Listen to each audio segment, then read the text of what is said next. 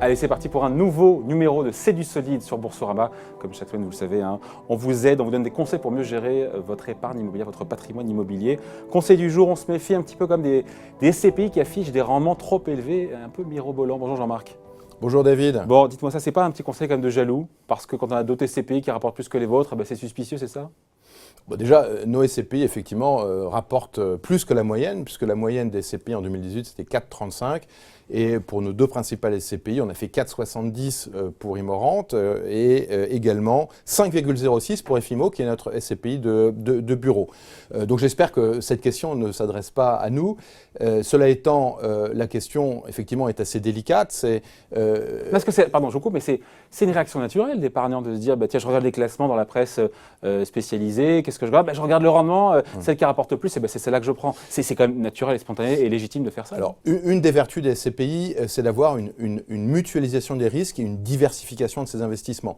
C'est la raison pour laquelle une SCPI doit avoir un certain nombre d'actifs, un certain nombre de locataires, ne pas être installé dans la même région pour que la performance, aussi bonne soit-elle, soit durable et tenable dans le temps.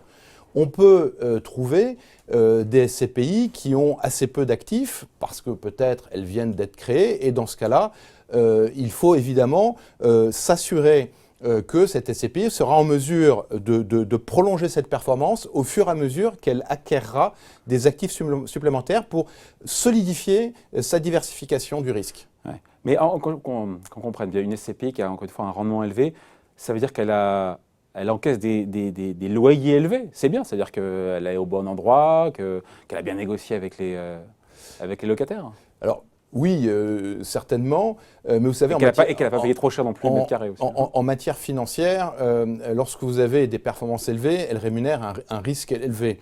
Je ne vous cacherai pas qu'en France et aussi d'ailleurs en Europe, il est possible d'acheter des actifs immobiliers qui rapportent plus de 10% par exemple.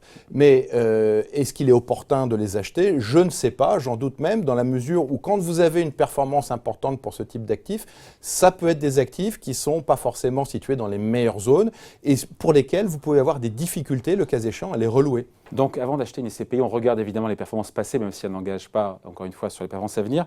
Mais ce n'est pas le seul critère à vous écouter. Encore une fois, il y a d'autres paramètres, il faut soulever un peu le capot.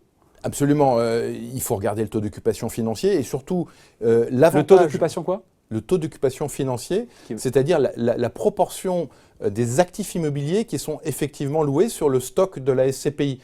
Et il est d'usage de considérer que quand on a un taux d'occupation financier qui est supérieur à 90%, voire même 94-95%, il y a de la part de la société de gestion de la SCPI une maîtrise de son métier de gestionnaire immobilier. Et peu de vacances. Et peu de vacances. Et l'intérêt des SCPI, c'est que les SCPI, chaque année, produisent un rapport annuel qui est extrêmement détaillé et très précis et qui permet de savoir quels sont tous les immeubles, tous les actifs immobiliers qui ont été achetés par la SCPI et qui génèrent la performance pour le locataire.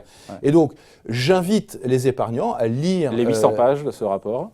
En tout cas, les actifs pour s'assurer qu'ils sont situés dans des zones pérennes où il n'y a pas de risque, si jamais le locataire partait, d'avoir beaucoup de mal pour trouver un nouveau locataire. C'est le paramètre clé au-delà de la performance, encore une fois, de voir quelle est la vacance et le taux d'occupation financière. C'est le paramètre clé. Je dirais qu'il y a deux choses à regarder. C'est la qualité des actifs. C'est est-ce qu'on achète vraiment dans des zones bien situées, solides et bien situées. Et ensuite, la qualité de la gestion. Et le meilleur indicateur de la qualité de gestion, c'est le taux d'occupation financier. C'est la capacité de faire fonctionner tous les moteurs que sont les immeubles de la SCPI.